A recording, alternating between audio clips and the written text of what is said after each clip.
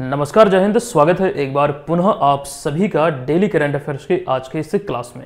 26 जून 2025 से संबंधित current affairs के प्रश्नों को आप देखेंगे, जिसमें बिहार राष्ट्रीय और अंतर्राष्ट्रीय तीनों खबरों का संकलन होगा और बिहार के आगामी सभी प्रतियोगी परीक्षाओं की दृष्टिकोण से तमाम जानकारी विस्तृत तौर पर मैं आपको देने वाला हूं। तो पूरे क्लासेस को आपको ध्यानपूर्वक देखना है। सेशन की शुरुआत करें उससे पहले पिछले क्लास में एक प्रश्न हमने आपसे पूछा था कि पीएम श्री योजना, ये प्रश्न यहां पर था कि पीएम श्री योजना जो कि चौथा चरण अभी हाल ही में संचालित हुआ है, इसके तहत हालिया चयनित स्कूलों की संख्या के अनुसार बिहार का देश भर में कौन सा स्थान है। अच्छा, इसको लेकर कंप्लीट जानकारी हमने आपको दिया था और आपको बताया था कि इस समय अगर हम चौथे चरण की बात करें तो इसमें अगर हम देखें जो चयनित स्कूल है इसकी संख्या के आधार पर बिहार जो है ओवरऑल भारत में चौथे स्थान पर है। चलिए यहाँ पर हम सेशन की शुरुआत करते हैं आज के इस क्लास के पहले प्रश्न से। देखिए, पहला प्रश्न आपके बीच है, जून 2025 में प्रधानमंत्री नरेंद्र मोदी ने बिहार में निम्नलिखित में से कौन सी प्रमुख पहल की है। जो भी हाल ही में बिहार दौरे पर थे, कुछ मतलब इसमें देखिए बहुत सारे जो उद्घाटन हुए हैं, दरअसल कुछ वर्चुअली भी हुए हैं।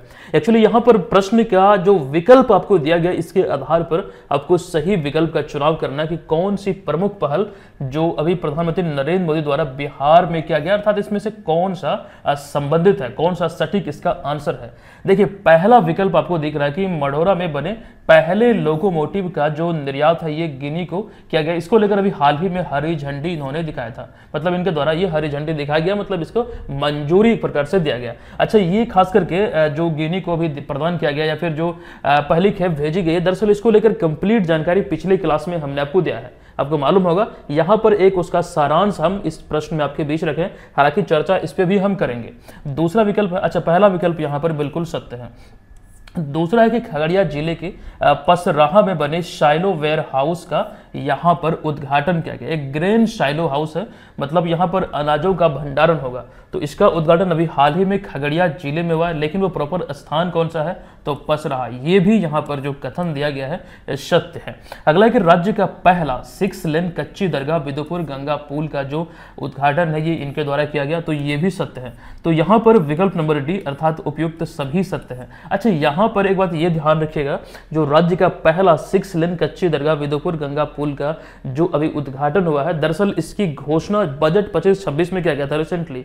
ये चीजें बजट वाला जो हमने कंटेंट आपको दिया है, दरअसल अभी मंथली ई बुक आने वाला है बिहार स्पेशल का, जनवरी से जून तक का। जून जैसे समाप्त होता है वैसे ही वो पीडीएफ, वो नोट्स आपको उपलब्ध हो जाएगी आपके कोर्स में। तो वहां पर ध्यान रखिएगा, इसकी चर्चा हमने किया है, इसकी भी घोषणा बजट में हुआ था, कंप्लीट जानकारी वहां पर मिलेगा। फिलहाल इस प्रश्न की हम यहाँ पर बात करें तो इसमें हमें देखने को मिलता है कि उपयुक्त में सभी जो विकल्प दिए गए हैं ये सभी सत्य, यानी कि तीनों ए, बी और सी। फाइनल आंसर होगा विकल्प नंबर डी। आइए इसको थोड़ा डिटेल में हम समझते हैं। देखिए, प्रधानमंत्री नरेंद्र मोदी 20 से लेकर 23 जून 2025 तक बिहार के दौरे पर थे और यहाँ पर यानी बिहार दौरे के दौरान कई प्रमुख विकास परियोजनाओं का उद्घाटन व शिलान्यास उन्होंने किया है यहाँ पर बिहार में। अब इसको समझिएगा थोड़ा सा डिटेल में, यहाँ पर वो चीजें हमने पॉइंट वाइज आपके बीच रखा है। पहला है लोकोमोटिव निर्यात से संबंधित। दरअसल बिहार के मढ़ौरा रेल कारखाना में निर्मित लोकोमोटिव को पहली बार गिनी, जो कि एक अफ्रीकी देश है, यहाँ पर निर्यात के लिए रवाना किया गया है। और आपको ये ध्यान रखना, इसे हरी झंडी दिया गया नरेंद्र मोदी द्वारा, और ये भारत का बिहार से पहला रेल इंजन निर्यात था। तो बिहार के लिए भी एक बहुत बड़ी गर्व की बात है। एक्चुअली आप यहाँ पर इसे तस्वीर में देख सकते हैं, ये बिहार के सारण जिले में है। इसको लेकर कंप्लीट जानकारी पिछले क्लास में हमने विस्तृत तौर पर आपको दिया था। ये चीजें ध्यान रखिएगा, बिहार करंट अफेयर्स के दृष्टिकोण से बहुत ही इंपॉर्टेंट है। ये आपको ध्यान रखना, बिहार के इतिहास में बिहार को लेकर ये चीजें इंपॉर्टेंट है, पहली बार चुकी हुआ है इसलिए। अगला यहाँ पर है वंदे भारत एक्सप्रेस, इसको समझिएगा। देखिए, पाटलिपुत्रा यानी कि पटना से गोरखपुर तक वंदे भारत ट्रेन को हरी झंडी दिखाई गई और इस ट्रेन से बिहार और पूर्वांचल की कनेक्टिविटी में सुधार होगा, ये मजबूत होगा, पहले से सुगम होगा। अगला यहाँ पर है खगड़िया में जो ग्रेन शाइलो वेयर हाउस का उद्घाटन हुआ है, इसको लेकर तो प्रधानमंत्री ने खगड़िया जिले के पसराहा में अनाज का वैज्ञानिक भंडारण और खाद्य सुरक्षा को बढ़ावा देने के उद्देश्य बने, जबकि इसकी लागत की बात करें तो 150 करोड़ रुपए की लागत से आधुनिक ग्रेन साइलो वेयर हाउस का उद्घाटन किया है। दरअसल एक जो संरचना होती है बेलनाकार आकार में, खास करके लंबा, आप लोग देखते होंगे, बहुत सारी तस्वीर में देखे होंगे। यहाँ पर आपको ध्यान रखना है कि अनाजों का भंडारण वैज्ञानिक तरीके से किया जाएगा, लंबे समय तक ये सुरक्षित रखने को लेकर दिशा में। ठीक है, ये चीज आपको ध्यान रखना है। अच्छा, यहाँ पर इसकी हम चर्चा कर रहे हैं अनाजों की, तो अभी हमने रिसेंटली एक जानकारी आपको दिया था 2 से 4 दिन पहले कि भारत का पहला जीन बीज केंद्र या फिर बैंक कहाँ पर खुला है। ये बिहार में खुला है। अब आपको कमेंट करके हमें बताना है ये कहाँ पर खुला है। इसलिए मैं आपको बोलता हूँ कि चीज़ अगर आपको इसका आंसर नहीं आ रहा है तो ध्यान रखिएगा, ये प्रश्न इंपॉर्टेंट है। और मैंने आपको कई बार बोला है कि करेंट अफेयर्स में चीज़ें एक दूसरे से कनेक्ट रहती है। जो पीछे आपने पढ़ा है उसको रिवाइज देना बहुत ही आवश्यक है, क्योंकि नहीं तो पढ़ा वो आपका बेकार हो जाएगा। जो लोग डेडिकेटेड रूप से प्रिपरेशन में लगे हैं, मैं सजेस्ट यही करूंगा कम से कम आप 15 दिन 20 दिन पर रिवीजन देते रहिए। कम से कम किसी भी चीज को, जैसे कोई मंथली ई बुक ही हम आपको प्रदान कर रहे हैं, जैसे मान लीजिए अभी उदाहरण के तौर पर जनवरी से जून तक का जो आपको मिलने वाला है, तो सपोज कीजिए कि इसे आगामी एग्जाम को देखते हुए कम से कम 2-3 बार जरूर पढ़िएगा, ताकि वो चीजें अच्छी तरीके से दिमाग में सेट हो। ठीक है, टाइम निकालिए और 2-3 बार से जरूर पढ़िए, कोई भी पीडीएफ हो। अब यहाँ पर देखिए, कच्ची दरगाह विदुपुर पुल की अगर हम बात करें तो ये बिहार का पहला 6 लेन गंगा पुल है, जो कि नाम क्या है, कच्ची दरगाह विदुपुर। और आपको ध्यान रखना है ये 4.57 किलोमीटर लंबा है और इसका उद्घाटन भी किया गया। ओवरऑल यहाँ पर आपको ये ध्यान रखना है कुल 5,736 करोड़ की 22 परियोजनाओं का उद्घाटन व शिलान्यास हुआ, जिसमें कि जल, सड़क, स्वास्थ्य, कृषि, शिक्षा से जुड़े कार्य शामिल है। तो फिलहाल इतनी बातें इंपॉर्टेंट है जो आपको ध्यान रखना है। एग्जाम में यहाँ से प्रश्न पूछे जाने की हमें तो प्रबल संभावना नजर आती है। फिलहाल आगे बढ़ते हैं, अगले प्रश्न पे चलते हैं। हमारा दूसरा प्रश्न है कि निम्नलिखित कथनों पर विचार कीजिए। देखिए, पहला कथन है कि बिहार सरकार ने जून 2025 में वृद्ध, विधवा और दिव्यांग नागरिकों की सामाजिक सुरक्षा पेंशन बढ़ाकर 1100 रुपये प्रति माह कर दी है। और दूसरा कथन है कि यह पेंशन वृद्धि केवल गरीबी रेखा से नीचे यानी कि बीपीएल परिवारों के नागरिकों के लिए लागू किया गया है। जब इन दोनों विकल्पों को आप देखेंगे तो यहाँ पर यानी कि कथनों को जो देखेंगे तो हमें ये कथन एकदम सत्य नजर आता है। और अगर बात करें यहाँ पर जो घोषणा हुई उसके आधार पर ये गलत है। केवल ये बीपीएल के लिए नहीं है, बल्कि सभी जाति और सभी वर्गों के एपीएल और बीपीएल परिवारों के लिए है। तो ये वाला कथन यहाँ पर असत्य है। तो इसमें अगर राइट आंसर की बात करें तो केवल एक जो मतलब कथन है वो सत्य है। तो विकल्प नंबर ए यहाँ पर इस प्रश्न का राइट आंसर हो जाएगा। केवल कथन एक यहाँ पर सही है।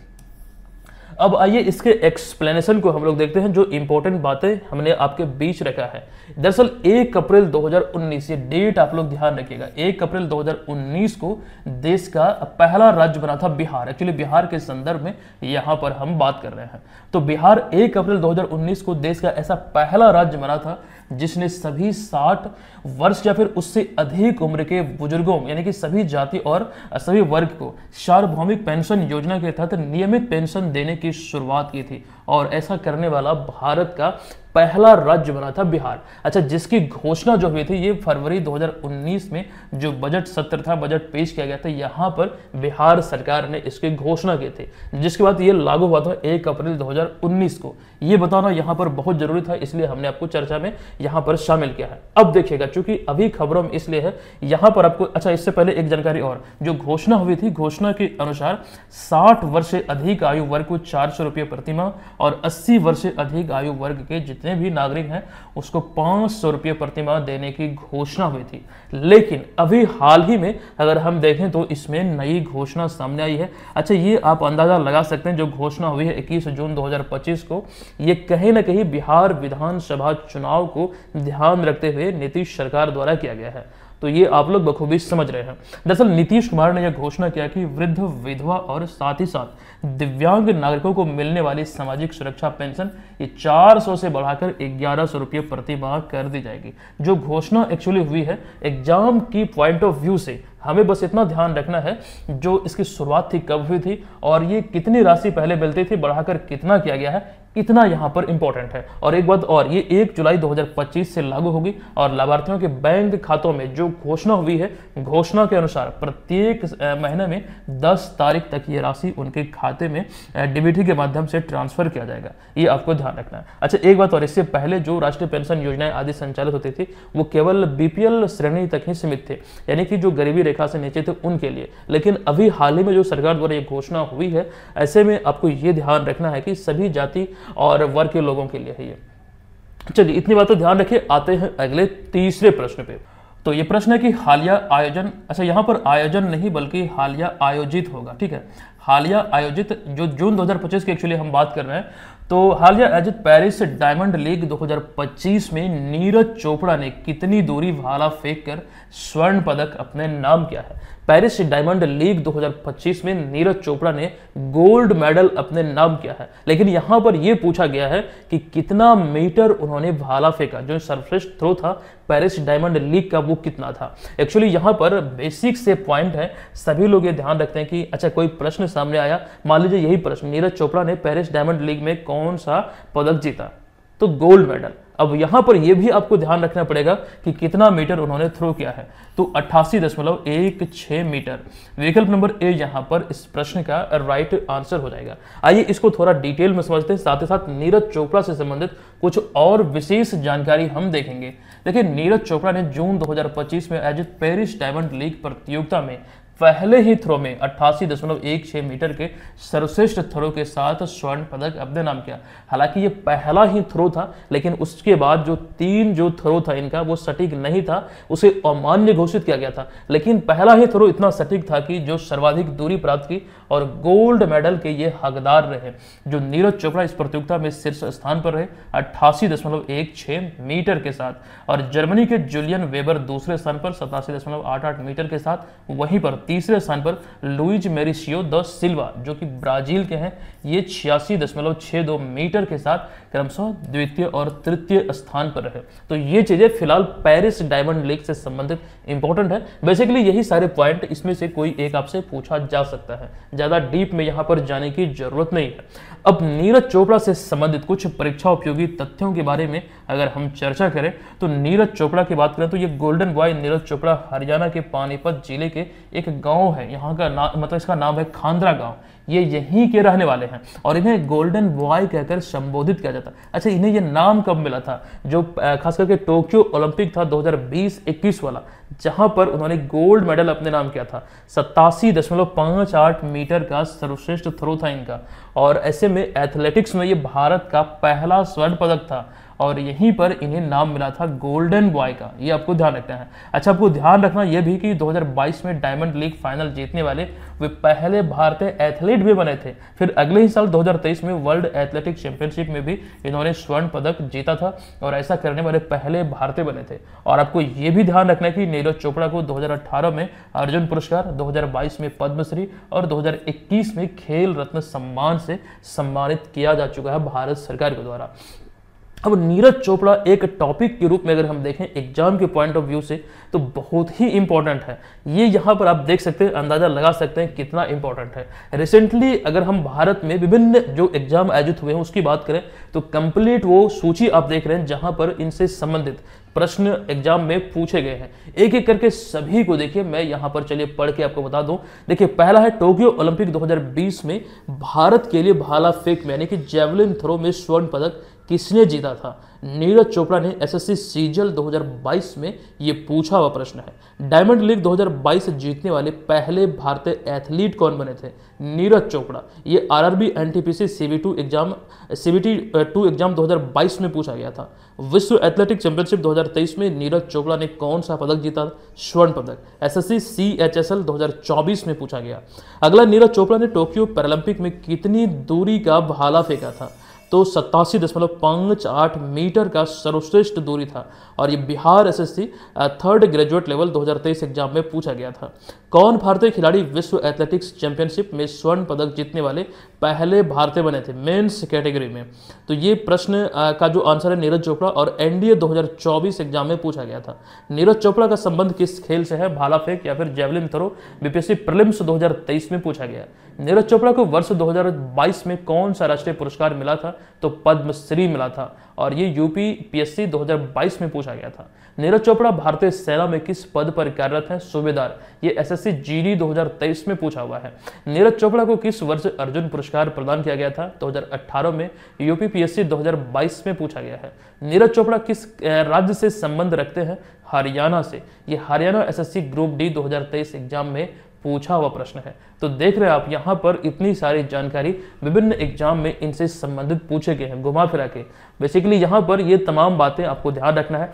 मैं आपको पुनः दोहरा दूं, इस तरह की जब चीजें आप देखते हैं कि इस प्रकार के प्रश्न एग्जाम में पूछे जाते हैं तो कॉन्फिडेंस आपका बढ़ता है। तो ध्यान रखिएगा, इसी उद्देश्य को लेकर यहाँ पर इस सीरीज में ये श्रृंखला हमने शामिल किया है।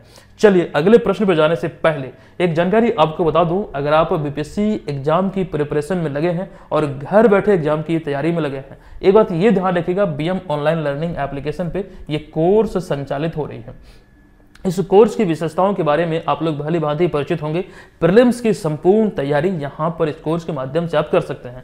हमारे तमाम जो स्टडी मटेरियल है वो आपको इसमें मिल जाएंगे। करंट अफेयर्स का भी तमाम मटेरियल इसमें मिलेगा। इससे आपकी तैयारी को एक नई दिशा मिलेगी, आप बेहतर कर पाएंगे। अभी रिसेंटली इसमें टेस्ट सीरीज लॉन्च हुई थी। कंप्लीट जानकारी हम पहले भी आपको कई बार दे चुके हैं। टेस्ट सीरीज का जो अगला जो मतलब 13वां टेस्ट है, आपको ध्यान रखना है कि 29 जून 2025 को 9 बजे शाम में मिलेगा। पिछला टेस्ट हुआ 25 जून को। ध्यान रखिए, प्रत्येक सप्ताह में 2 टेस्ट आपको मिलता है। जो लोग ऑलरेडी इसे ज्वाइन किए हुए हैं, आप लोग समय पे, निर्धारित समय पे टेस्ट में पार्टिसिपेट कीजिएगा। बाय द वे, अगर टेस्ट आपका छूट जाता है तो बाद में ये टेस्ट आप लोग जरूर दीजिएगा। अच्छा, जो पहली बार इसको आप लोग ज्वाइन करेंगे, ये कूपन कोड आप लोग जरूर अप्लाई कीजिएगा। यहाँ पर एडिशनल 15% का आपको डिस्काउंट मिल जाएगा। कोई भी जानकारी चाहिए, कोई भी समाधान चाहिए, हेल्पलाइन नंबर दी गई है, आप यहाँ पर हमें संपर्क कर सकते हैं। अच्छा, इसमें कुछ विशेषताएं हैं इस टेस्ट सीरीज की जो आप यहाँ पर पढ़ सकते हैं। हजारों छात्रों के बीच अपनी तैयारी का आकलन कर सकते हैं, और साथ ही साथ इसमें एक फायदा आपको ये भी मिल रहा है कि अगर आप एप्लीकेशन पे लेते हैं तो ये आपको एक ही आईडी से आप अपने कंप्यूटर पीसी से भी टेस्ट दे पाएंगे। रियल टाइम टेस्ट का आपको फील यहाँ पर आएगा। चलिए आते हैं अगले चौथे प्रश्न पे। देखिए, भारतीय राष्ट्रपति द्रौपदी मुर्मू के द्वारा हाल ही में किस शहर में राष्ट्रपति तपोवन और राष्ट्रपति निकेतन स्थल का उद्घाटन किया गया है? देखिए, इसका जो राइट आंसर है, ये उत्तराखंड की राजधानी देहरादून में अभी इसका उद्घाटन किया गया। अच्छा, एक बात ये समझिएगा, ये बहुत चर्चित है और एग्जाम में पूछे जाने की प्रबल संभावना है। राष्ट्रपति द्रौपदी मुर्मू द्वारा 20 जून 2025 को देहरादून उत्तराखंड में अपने 67वें जन्मदिन के अवसर पर 2 स्थल, राष्ट्रपति निकेतन और राष्ट्रपति तपोवन का उद्घाटन किया गया। आइए इसको थोड़ा डिटेल में समझते हैं। राष्ट्रपति निकेतन और राष्ट्रपति तपोवन क्या है? दरअसल अगर हम बात करें यहाँ पर राष्ट्रपति निकेतन की, तो यह पहले राष्ट्रपति आशियाना के नाम से जाना जाता था। यहाँ से प्रश्न अराइज हो सकते हैं, ध्यान रखिएगा। ये अगर हम बात करें राष्ट्रपति निकेतन की, तो इसे पहले राष्ट्रपति आशियाना के नाम से जाना जाता था, जो वर्ष 1920 के दशक में अस्तित्व में आया था। अगला है कि अब इसे आम जनता के लिए 24 जून 2025 से खोला गया है। यहाँ पर राष्ट्रपति से जुड़ी इतिहास, उनकी तस्वीरें यानी कि फोटो और स्मरण को प्रदर्शित किया गया है। ये इसकी रूपरेखा या फिर एक प्रकार से बोल सकते हैं ये इस थीम पर आधारित है। और फिर अगला हमारा है राष्ट्रपति तपोवन, और यह एक प्रकार का वन क्षेत्र है जिसे कि पर्यावरणीय उद्देश्यों के लिए विकसित किया गया है, और इसमें ट्रेल्स, वनस्पति और साथ जैव विविधताओं से ये भरपूर रास्ते हैं। साथ ही साथ इसका उद्देश्य की बात करें तो प्रकृति प्रेम, सतत विकास और जन भागीदारी को ये बढ़ा देता है। यानी कि मूलतः बात यह है कि एक प्रकार का वन क्षेत्र है। यहाँ पर खास करके ट्रेल्स बने हुए हैं, वनस्पति और जैव विविधताओं से भरपूर रास्ते, सड़क आदि है। ये मतलब खास करके ये प्रकृति प्रेम को दर्शाता आदि। यहाँ पर मतलब जो इंपॉर्टेंट पॉइंट है वो आपके बीच हमने रखा है, इसे ध्यान रखिएगा, इंपॉर्टेंट है। एग्जाम में यहाँ से प्रश्न बनने की मुझे लगता है कि प्रबल संभावना है। चलिए यहाँ पर हम चलते हैं अगले प्रश्न पे। देखिए, ये अगला प्रश्न है कि भारत में बेरोजगारी दर 5.1% से बढ़कर मई 2025 में 5.6% हो गई है। यह आंकड़ा किस रिपोर्ट में अभी हाल ही में प्रकाशित की गई है?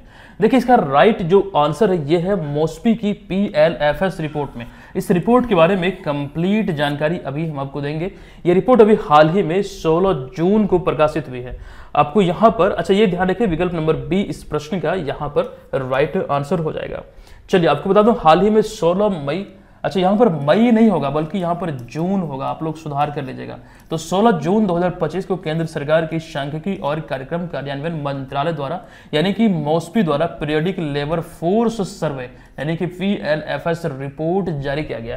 Periodic labour force survey report अभी हाल ही में जारी हुई है और आपको ये ध्यान रखना है, इस रिपोर्ट के आधार पर जो भी पॉइंट यहाँ पर आपको दिख रहा है ये सभी अपने आप में एक प्रश्न का रूप है। इसको ध्यानपूर्वक जो आंकड़े आपके बीच हमने रखा, देखिए रिपोर्ट के अनुसार मई 2025 में भारत की कुल बेरोजगारी दर 5.6% रही, जो कि पिछला रिपोर्ट जो अप्रैल 2025 में आया था ये 5.1 की दर से ये 0.5% अधिक है। यानी कि अप्रैल में 5.1% था, अभी 5.6 हो चुका है। यानी कितनी वृद्धि को यह दर्शाता है बेरोजगारी दर में, 0.5% की वृद्धि को। अब यहाँ पर विभिन्न क्षेत्रों में समझिए, ग्रामीण क्षेत्रों की बेरोजगारी दर 4.5% बढ़कर मई 2025 में 5.1% हो गई है। इसका मुख्य कारण जो इस रिपोर्ट में कहा गया है, ये रबी फसल की कटाई के बाद कृषि रोजगार में गिरावट, ये इसके मुख्य कारणों में वर्णित किया गया है। अगला है शहरी क्षेत्र में बेरोजगारी दर, ये 6.5% से बढ़कर 6.9% हो गया है। मतलब कहने का यहाँ पर अर्थ यह है कि ग्रामीण क्षेत्र की तुलना में शहरी क्षेत्र में गरीबी बहुत अधिक है। मतलब तुलना अगर करें तो यहाँ पर अधिक है। महिला बेरोजगारी दर की बात करें तो मई 2025 में 5.8% रही, जो कि पुरुष बेरोजगारी दर की बात करें तो 5.6% है। यानी कि महिला बेरोजगारी दर अधिक है, ये आपको ध्यान रखना है। मई 2025 में ये 5.8% रही है, जो कि पुरुष बेरोजगारी दर है 5.6%, यानी कि 5.6% से 5.8% अधिक है। और वहीं पर युवा बेरोजगारी की बात करें, खास करके जो 25 से 29 वर्ग के जो आयु वर्ग के युवा हैं, इसमें अगर हम देखें तो ग्रामीण युवा 13.7% मतलब बेरोजगार है। और वहीं पर और शहरी युवा की बात करें तो ये 17.9% बेरोजगारों की श्रेणी में है। और ये इंपॉर्टेंट पॉइंट है, भारत में खास करके युवा जो बेरोजगारी दर है वो अधिक है, और उनमें से भी वैसे युवा जो पढ़े लिखे जो ग्रेजुएट हैं वो सबसे ज़्यादा बेरोजगार है। ये चीज़ें यहाँ पर आप लोग ध्यान रखिएगा। साथ ही यहाँ पर आपको बता दूं कि कृषि क्षेत्र में रोजगार जो है ये 45.9% से घटकर 43.5% हो गया, जो कि ग्रामीण बेरोजगारी का एक सबसे बड़ा कारण है, इस रिपोर्ट में कहा गया है। अच्छा, रिपोर्ट यह दर्शाता है कि युवाओं को सबसे अधिक बेरोजगारी का सामना करना पड़ रहा है, और उसमें भी पढ़े लिखे ज़्यादातर बेरोजगार हैं। तो ये चीज़ समझिएगा, बेरोजगारी एक बहुत बड़ी समस्या है इस समय भारत में, या फिर बिहार को लेकर भी बोलें तो ये चीज़ें आप लोग ध्यान रखिए। ये अभी हालिया प्रकाशित एक रिपोर्ट है जिसको विशेष रूप से आपको ध्यान रखना पड़ेगा। अच्छा, अगले प्रश्न पे जाने से पहले कुछ जानकारी मैं आप सबों के साथ साझा करने वाला हूं, उसे थोड़ा सा ध्यान पूर्वक सुनिएगा। कुछ विशेष बातें हैं जो मुझे लगा कि आप लोगों के साथ शेयर करनी चाहिए। देखिए, यहाँ पर बात यह है कि दरअसल हमने कुछ समय पहले आपको बोला था कि एप्लीकेशन पे जो BM ऑनलाइन लर्निंग एप्लीकेशन हमारा है वो प्ले स्टोर पे 50,000 का जो आंकड़ा है वो पार कर चुका है। दरअसल इस समय हमारे एप्लीकेशन पे जो BM ऑनलाइन लर्निंग एप्लीकेशन है, यहाँ पर तकरीबन 55,000 से अधिक लोग हमसे जुड़े हुए हैं और पूरी निरंतरता के साथ क्लासेस को फॉलो करते हैं, चीज़ें आदि प्राप्त करते हैं। 55,000 से अधिक लोग जुड़े हुए हैं। बावजूद इसके प्ले स्टोर पे हमें 50,000 यानी कि 50K जो लिखा हुआ रहता है वो आंकड़ा हमें नहीं दिख रहा है। जो 50K का जो आंकड़ा होता है वो हमें बिल्कुल अभी तक नहीं दिख रहा है। बहुत लंबा इंतजार एक प्रकार से हो गया, मैंने सप्ताह भर इंतजार किया, लेकिन ये चीज़ें नहीं दिख रही। अभी भी वहाँ पर 10K ही दिख रहा है। अच्छा, इस वीडियो में आप सभी से रिक्वेस्ट है, जो हमें आप लोग देख रहे हैं, अगर यहाँ से आपकी हेल्प होती है, अगर आपका दिल गवाही दे रहा है कि नहीं सर जो पढ़ाते हैं वो अच्छा होता है, वो हमारे लिए होता है, और चीज़ें अगर बेहतर आपको लग रही है, तो एक बार प्ले स्टोर पे जाइएगा। अगर आपको एप्लीकेशन नहीं भी डाउनलोड करना, मैं आपको सजेस्ट तो यही करूँगा कि एप्लीकेशन को डाउनलोड कीजिए, यहाँ से चीज़ें पढ़िए। लेकिन अगर एप्लीकेशन को डाउनलोड कोई नहीं करना चाहते हैं, वेबसाइट से पढ़ते हैं या फिर डायरेक्ट PDF को डाउनलोड करते हैं वेबसाइट आदि से, तो फिर भी एप्लीकेशन पे जाके हमें रेट जरूर कीजिएगा। प्ले स्टोर पर जाइए, एप्लीकेशन को ओपन कीजिए, वहाँ पर 5 स्टार रेटिंग के साथ हमें वहाँ पर जो भी आपको लगे हमारे क्लासेस के बारे में, हमारे मटेरियल के बारे में, थोड़ा सा वहाँ पर फीडबैक जरूर दीजिएगा। इससे क्या होगा कि रेटिंग थोड़ी ऊपर आएगी, तो हो सकता है वो जल्द हमें 50K वहाँ पर शो हो। ठीक है, तो ये जरूर कीजिएगा। बस ये एक प्रकार से समझिए गुरु दक्षिणा है आपके इस लेक्चर का। तो अगर आपको लगे कि यहाँ से आपकी हेल्प हो रही है तो प्लीज इतना हमारे लिए जरूर कीजिएगा, रिक्वेस्ट है आप सभी से। चलिए आते हैं अगले यहाँ पर छठे प्रश्न पे। देखिए, निम्नलिखित कथनों पर विचार कीजिए। देखिए, कथन में पहला कथन है, कलकत्ता उच्च न्यायालय ने 18 जून 2025 को केंद्र सरकार को निर्देश दिया है कि वह 1 अगस्त 2025 से पश्चिम बंगाल में मनरेगा को या फिर मनरेगा योजना को फिर से लागू करे। ये कथन बिल्कुल सत्य है, क्योंकि मनरेगा योजना को यहाँ पर स्थगित किया गया था, लेकिन अभी हाल ही में इसे पुनः से शुरू करने को लेकर निर्देश दिया गया है। तो ये कथन बिल्कुल सत्य है। दूसरा कथन की यहाँ पर अगर हम बात करें तो महात्मा गांधी राष्ट्रीय ग्रामीण रोजगार गारंटी अधिनियम यानी कि मनरेगा जो है ये वर्ष 2005 में संसद द्वारा पारित किया गया था। तो ये भी यहाँ पर बिल्कुल सत्य है, दोनों कथन सत्य है। ऐसे में राइट आंसर होगा विकल्प नंबर सी, यानी कि दोनों कथन यहाँ पर हमें सत्य देखने को मिलता है। आइए इसको लेकर थोड़ा डिटेल में हम चीजों को समझते हैं, ये है इंपॉर्टेंट। यहाँ पर वो चीज हमने लिखा है 18 जून 2025 को कलकत्ता उच्च न्यायालय के मुख्य न्यायाधीश टी.एस. शिवगन्नम और न्यायमूर्ति चैताली चटर्जी दास की पीठ ने केंद्र सरकार को 1 अगस्त 2025 से पश्चिम बंगाल में मनरेगा को फिर से शुरू करने का निर्देश दिया है। ये जो दो न्यायाधीश का नाम यहाँ पर आप देख रहे हैं, इनकी पीठ ने ये निर्देश अभी हाल ही में मतलब सुप्रीम कोर्ट को दिया है। ये चीजें यहाँ पर आपको ध्यान रखना है, या फिर बोल सकते हैं केंद्र सरकार को एक्चुअली दिया, सुप्रीम कोर्ट नहीं बल्कि केंद्र सरकार या फिर भारत सरकार को दिया है।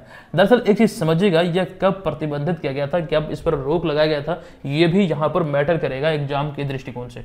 देखिए, अनियमितताओं का आरोप लगाते हुए केंद्र सरकार ने मार्च 2022 में पश्चिम बंगाल में मनरेगा के अंतर्गत जो भुगतान होता है, भुगतान सेवा पर रोक लगाया गया था, यानी कि एक प्रकार से इसे स्थगित कर दिया गया था। तो ऐसे में इस समय बात करें तो पश्चिम बंगाल में मनरेगा लागू नहीं है, ये आप यहाँ पर ध्यान रखेंगे। अच्छा, एक बात और, आयुष्मान भारत जो खास करके प्रधानमंत्री जन आरोग्य योजना है, ये भी पश्चिम बंगाल में लागू इस समय तक नहीं है। ये इकलौता ऐसा राज्य है जहां पर लागू नहीं है।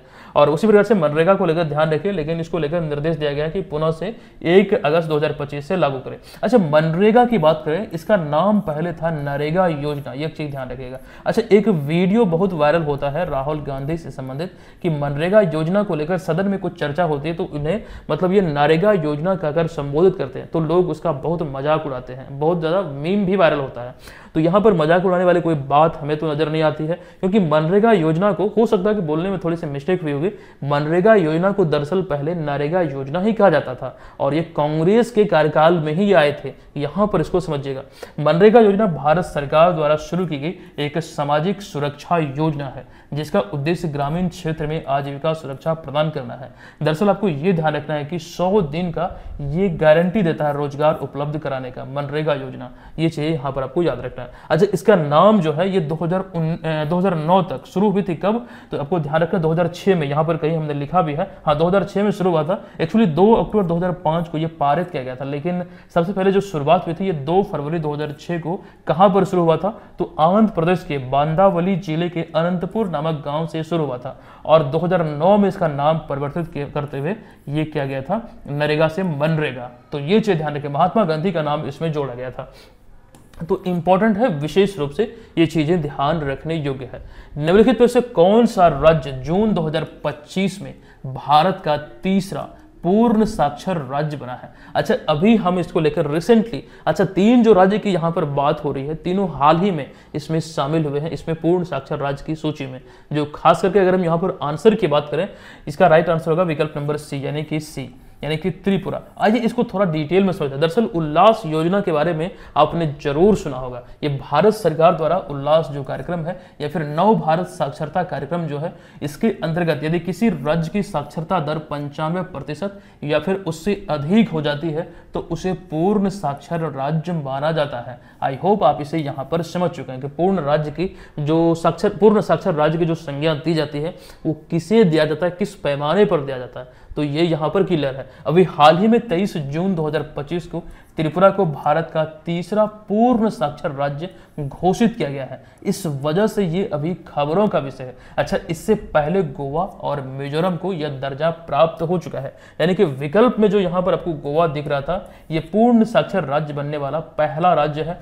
दूसरा कौन सा है तो मिजोरम है, और तीसरा अभी कौन बना है तो ये बना है त्रिपुरा। लेकिन इसमें भी एक बात ये आप लोग ध्यान रखिएगा, अच्छा, वो चीज़ें आगे हम डिस्कस करेंगे, लेकिन उससे पहले नवीनतम रिपोर्ट के अनुसार त्रिपुरा की जो कुल साक्षरता दर है ये 95.6% हो गई है। और इसमें खास करके यहाँ पर जो गाइडलाइन है कि 95% या फिर उससे अधिक होता है तो उसे पूर्ण साक्षर राज्य माना जाएगा। ऐसे में इसकी जो साक्षरता दर है वो 95.6% है। अच्छा, त्रिपुरा की जब स्थापना हुई थी 1972 में, तो उस समय स्थापना के समय साक्षरता दर केवल 30.98% थी। और फिर 2011 में जो जनगणना हुई थी उस समय यहाँ की साक्षरता दर बढ़कर 87.22% हो गई। देख रहे हैं कितना सुधार हुआ है। हमारा बिहार इसमें कितना पीछे है ये भी यहाँ पर आपको समझना पड़ेगा। इसमें काफ़ी सुधार देखने को मिला, लेकिन इतना ही नहीं, परिणाम स्वरूप यहाँ पर अगर हम देखें 2025 में ये पूर्ण साक्षर राज्य बन गया है। और अभी रिसेंटली इसमें 3 राज्य गोवा, मिजोरम और त्रिपुरा इसमें शामिल हुआ है। अच्छा, 2025 में जब बढ़कर 95.6 पर पहुंच गया, और ये शिक्षा के क्षेत्र में राज्य के प्रयासों की सफलता को दर्शाता है। ये विशेष रूप से ध्यान रखिएगा। अच्छा, उल्लास योजना जो है ये बिहार में इस समय तक लागू नहीं हुई है। एक जानकारी मैं यहाँ पर आपको अतिरिक्त देना चाहूँगा। 2023 में जातीय जनगणना हुई थी, 7 जनवरी से इसकी शुरुआत हुई थी। ऐसे तो जातीय जनगणना को लेकर कई जानकारी विस्तृत तौर पर हम आपको दे चुके हैं, लेकिन यहाँ पर हम बात करेंगे एजुकेशन की या फिर बात करेंगे साक्षरता की। यहाँ पर वो चीज़ लिखा गया है कि वर्ष 2023 में हुई बिहार जातीय जनगणना, जो शुरुआत एक्चुअली हुई थी 7 जनवरी से, तो जातीय जनगणना 2023 के अनुसार बिहार की अगर हम साक्षरता दर की बात करें तो 2011 की 61.8% की तुलना में 2023 में बढ़कर यह 79.7% पर पहुंच गया। और आपको यहाँ पर कुछ डेटा और भी मैं दिखाने वाला हूं, उसको थोड़ा सा देखिएगा। ये यहाँ पर लिखा गया कि यह लगभग 18% की वृद्धि को दर्शाता। जो इसमें वृद्धि हुई यहाँ पर 2011 की तुलना में 2023 में जो जातीय जनगणना हुई थी, इसमें तुलना करें तो 18% की वृद्धि को यह दर्शाता है, जिसमें पुरुष साक्षरता दर 84.9% और महिला साक्षरता 73.9% रही। तो ये कुछ विशेष बातें हैं जो यहाँ पर आपको ध्यान रखनी चाहिए इस टॉपिक से संबंधित। आइए कुछ और प्रश्नों को देखते हैं हमारा यहाँ। अच्छा, एक जानकारी और, क्योंकि उल्लास की बात हो रही है, तो उल्लास कार्यक्रम की जो शुरुआत हुई थी ये 2022 में हुई थी। ये न्यू एजुकेशन पॉलिसी 2020 के अंतर्गत ये अस्तित्व में आया था। और यहाँ पर इसके लक्ष्य की बात करें तो 15 वर्ष से ऊपर के सभी जो गैर पढ़े लिखे व्यक्ति हैं उनको मौलिक पढ़ाई लिखाई, अंक गणित और जीवन कौशल सिखाना इसका मूल लक्ष्य है। अच्छा, इसके 5 प्रमुख पहलू हैं, जिनमें कि मौलिक साक्षरता, क्रिटिकल जीवन कौशल, प्रारंभिक शिक्षा, प्राथमिक शिक्षा और रोजगार कौशल और सतत शिक्षा। ये इसका 5 खास करके पहलू है जिस पर ये कार्य करती है। एक चीज यहाँ पर समझिएगा, उतना डिटेल में जाने की जरूरत नहीं है, इसका लक्ष्य ध्यान रखिएगा और ये कब अस्तित्व में आया था। आइए यहाँ पर इसको लेकर कुछ और भी जानकारी को हम देखते हैं। दरअसल उल्लास कार्यक्रम के तहत अगर हम राज्य और केंद्र शासित प्रदेश दोनों की बात करें तो यहाँ पर सबसे पहला नाम हमें देखने को मिलता है लद्दाख, जो कि जुलाई 2024 में ये खास करके पहली इकाई बनी थी पूर्ण साक्षरता हासिल करने वाली। एक चीज यहाँ पर आप लोग सुधार कीजिएगा, अभी थोड़ी देर पहले जो हम आपको बता रहे थे। अच्छा, मिजोरम इसमें अगर राज्यों में देखें तो पहले स्थान पर है। ये अगर हम केंद्र शासित प्रदेश के दृष्टिकोण को इसमें शामिल करें तो लद्दाख इसमें पहले होगा, लेकिन सिर्फ राज्य की बात करें तो इसमें मिजोरम पहले स्थान पर आ जाएगा, दूसरे स्थान पर आएगा गोवा और तीसरे स्थान पर आएगा त्रिपुरा। इसमें सुधार करने की जरूरत यह है यहाँ पर, जो एक्चुअली अभी हमने आपको यहाँ पर बतलाया था इसको थोड़ा सा सुधार कीजिएगा। एक्चुअली ये जो था ये गलत यहाँ पर हमने आपको बताया था। ये जो मार्किंग हमने किया इसमें देखें तो मिजोरम पहले स्थान पर है, द्वितीय स्थान पर है गोवा और तृतीय स्थान पर है त्रिपुरा। इस चीज को आप लोग सुधार कर लीजिएगा। तो फाइनली आपको ये मैं पुनः दोहरा दूं, यहाँ पर इसमें राज्य और केंद्र शासित प्रदेश दोनों की ओवरऑल बात हो, यानी कि पहली इकाई के रूप में बात हो, पहली यूनिट के बारे में बात हो, तो ध्यान आप रखिएगा लद्दाख इसमें पहले स्थान पर आएगा। लेकिन बात यहाँ पर सिर्फ राज्य की हो तो इसमें सबसे पहले हमें मिजोरम दिखेगा, जो 20 मई 2025 को इसमें घोषित हुआ था, मतलब पहला साक्षरता पूर्ण साक्षरता वाला राज्य। फिर 30 मई को गोवा और 23 जून को भी हाल ही में त्रिपुरा। तो इतनी बातें यहाँ पर विशेष रूप से आप ध्यान रखेंगे। अगला प्रश्न है कि निम्नलिखित कथनों पर विचार कीजिए। उत्तराखंड भारत का पहला राज्य है जिसने आधिकारिक योग नीति लागू की है। दूसरा कथन है, इस नीति के अंतर्गत उत्तराखंड सरकार ने सभी जिलों में योग को माध्यमिक शिक्षा में अनिवार्य विषय बना दिया है। तो इसमें ये जो कथन है ये गलत है और ये जो है विकल्प यानी कथन एक जो है ये सत्य है यहाँ पर। तो हमारा राइट आंसर होगा कथन एक केवल सत्य है। ठीक है, ये यहाँ पर आपको ध्यान रखना है, विकल्प नंबर ए इस प्रश्न का राइट आंसर होगा। अच्छा, बात यहाँ पर योग की हो रही है, तो ऐसे में ये ध्यान रखिएगा आधिकारिक तौर पर भारत का पहला राज्य बना है योग नीति को लागू करने वाला उत्तराखंड। अच्छा, योग के बारे में पिछले क्लास में हमने डिटेल में चर्चा किया था। बिहार को लेकर भी कुछ जानकारी हमने आपको दिया था। बिहार के स्कूलों में ये किस प्रकार से संचालित हुई, किस नाम से संचालित हुई है, ये चीजें हम डिस्कस कर चुके हैं। तो पिछला क्लास अगर आपका छोटा हुआ है तो उसे जरूर देख लीजिएगा। फिलहाल यहाँ पर हम चलते हैं सीधे अगले प्रश्न पे। 9वां प्रश्न है कि अंतरराष्ट्रीय टेनिस महासंघ के अनुसार वर्ष 2025 में बिली जीन किंग कप के प्ले ऑफ की मेजबानी पहली बार कौन सा देश करेगा? टेनिस से संबंधित ये कप है, बिली जीन किंग कप। इसकी जो प्ले ऑफ जो खास करके मैच है इसकी मेजबानी भारत करेगा। अतः विकल्प नंबर बी यहाँ पर इसका राइट आंसर है। अच्छा, भारत करेगा, भारत में कहाँ पर होगा ये चीजें यहाँ पर आप देख पाएंगे। बिली जीन किंग कप जो है इसे पहले फेड कप कहा जाता था। ये भी एक इंपॉर्टेंट प्रश्न है। दरअसल महिला राष्ट्रीय टीमों की सबसे प्रतिष्ठित अंतरराष्ट्रीय टेनिस प्रतियोगिता है। हाल ही में इस वर्ष 2025 के लिए इंटरनेशनल टेनिस फेडरेशन द्वारा प्ले ऑफ मेजबानी के लिए बेंगलुरु भारत को चुना गया है और ये पहली बार होगा जब भारत में ये आयोजित होगा। कहां पर? तो बेंगलुरु में। यहां पर वो लिखा भी गया है कि ये पहली बार है जब किसी भारतीय शहर में इस स्तर की प्रतियोगिता खास करके प्ले ऑफ आयोजित होंगे। दरअसल इसका आयोजन 14 से 16 नवंबर 2025 तक SM Krishna tennis stadium Bengaluru में होगा। और मैं पुनः दोहरा दूं, ये भारत में पहली बार होने जा रहा है। और इस प्रतियोगिता की बात करें, इसमें भारत भी शामिल है। भारत को ग्रुप जी में यानी कि समूह जी में स्लोवेनिया और नीदरलैंड के साथ रखा गया है। अच्छा, एक चीज समझिएगा, दरअसल इस प्रतियोगिता की यहाँ पर हम बात कर रहे हैं बिली जीन किंग कप की। तो भारत की महिला टेनिस टीम के दृष्टिकोण से हम बात करें तो अब तक बिली जीन किंग कप में कोई भी ट्रॉफी भारतीय महिला टेनिस टीम ने अपने नाम नहीं किया है। हालांकि यहां पर एक चीज समझिएगा कि 2020-21 में भारतीय महिला tennis team Asia Oceania group 1 play of क्वालिफायर्स में स्थान हासिल जरूर किया था, लेकिन कोई भी ट्रॉफी अपने नाम अभी तक नहीं किया है। ये चीज ध्यान रखिएगा। अब यहाँ पर एक चीज और भी आपसे एग्जाम में पूछा जा सकता है, इतनी जानकारी तो ध्यान रखना है कि बेंगलुरु भारत की मेजबानी में पहली बार ये प्ले ऑफ के मुकाबले यहाँ पर होंगे। लेकिन विशेष रूप से ये भी पूछा जा सकता है कि बिली जीन किंग कप क्या पहला नाम क्या है, मतलब पहले इसे किस नाम से जाना जाता था, या फिर ये जो कप है किस खेल से संबंधित है। तो ये चीजों को समझना है, ध्यान रखना है। ये संबंधित है टेनिस से, महिला टेनिस से एक्चुअली में। अगला प्रश्न यहां पर है, इस वर्ष 2025 में भारत की मेजबानी में पहली बार आयोजित होने वाली विश्व पैरा एथलेटिक्स चैंपियनशिप 2025 का शुभंकर विराज किस जंतु का रूप है? अच्छा, इसका जो राइट आंसर यह है विकल्प नंबर बी यानी कि हाथी का। अच्छा, इस प्रतियोगिता को लेकर जानकारी हम आपको दे ही चुके थे पहले, लेकिन अभी हाल ही में इसका अनावरण किया गया है। जो शुभंकर है इसका विराज नाम से, ये हाथी का एक प्रकार का स्वरूप है। हाथी का बच्चा जो होता है वो मतलब उसका स्वरूप है।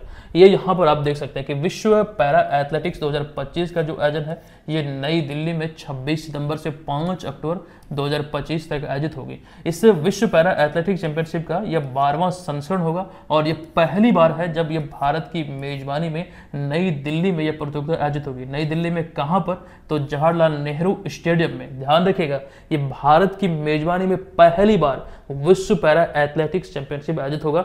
ये इस प्रतियोगिता का 12वां संस्करण है। इसको लेकर हाल ही में 20 जून 2025 को दिल्ली की मुख्यमंत्री रेखा गुप्ता और अभिनेत्री कंगना रनौत इस प्रतियोगिता का शुभंकर विराज जो कि युवा हाथी का इन्होंने अनावरण किया है। ये आपको ध्यान रखना है। अच्छा, रेखा गुप्ता दिल्ली की चौथी महिला प्रधानमंत्री हैं, ये आपको ध्यान रखना है। 27 साल बाद बीजेपी यहाँ पर सत्ते में वो वापस आई है।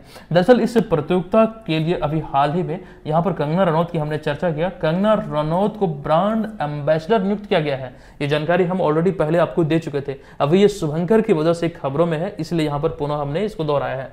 देखिए, भारत अब तक इस प्रतियोगिता के सभी संस्करणों को मिलाकर 13 स्वर्ण, 15 रजत और 17 कांस्य यानी कि कुल मिलाकर 45 पदक जीता है। और ओवरऑल पदक तालिका में भारत इस समय 40वें स्थान पर है। पिछले खास करके ये 12वां संस्करण है, तो पिछला 11 संस्करण को मिला के 12वां जब आयोजित हो जाएगा तो वो भी इसमें ऐड हो जाएगा। इतनी बातें ध्यान रखें। चलते हैं अगले प्रश्न पे। देखिए, अमेरिका ने जून 2025 में भारत के लिए कौन सी स्तर की यात्रा सलाह यानी कि ट्रेवल एडवाइजरी जारी की है। देखिए, ये लेवल 2 स्तर का, मतलब ये लेवल 2 है और इसमें कहा गया अतिरिक्त सतर्कता बरतें। ये एक प्रकार की चेतावनी है, एक प्रकार से यहाँ पर आप बोल सकते हैं। तो विकल्प नंबर बी इस प्रश्न का राइट आंसर हो जाएगा। अब यहाँ पर आपको बता दूं कि अमेरिकी विदेश विभाग ने हाल ही में 16 जून 2025 को भारत के लिए लेवल 2 अतिरिक्त सतर्कता बरतें यात्रा सलाह जारी की है। विकल्प नंबर बी यहाँ पर इस प्रश्न का राइट आंसर है। एक चीज समझिएगा, ये एक प्रकार यह कोई प्रतिबंध नहीं है, बल्कि एक प्रकार का सावधानी का निर्देश है।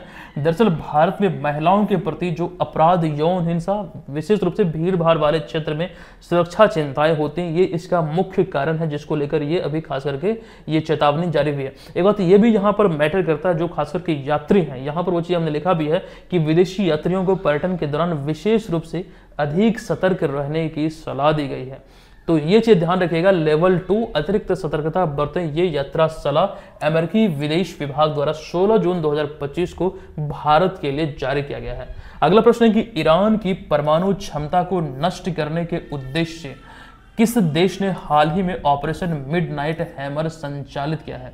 राइट आंसर यहां पर होगा विकल्प नंबर सी, यानी कि अमेरिका ने अभी हाल ही में ये संचालित किया है। जवाब में ईरान ने कतर में अमेरिका के कई सैन्य, खास करके जो एयरबेस है, उसको भी तबाह किया, वहां पर हमला किया है। तो ये चीज समझिएगा, ऑपरेशन मिडनाइट हैमर जो संचालित किया है, ये अमेरिका ने संचालित किया, और मतलब किस उद्देश्य, तो ईरान की परमाणु क्षमता को नष्ट करने के उद्देश्य से। अतः विकल्प नंबर सी यहाँ पर इस प्रश्न का राइट आंसर हो जाएगा।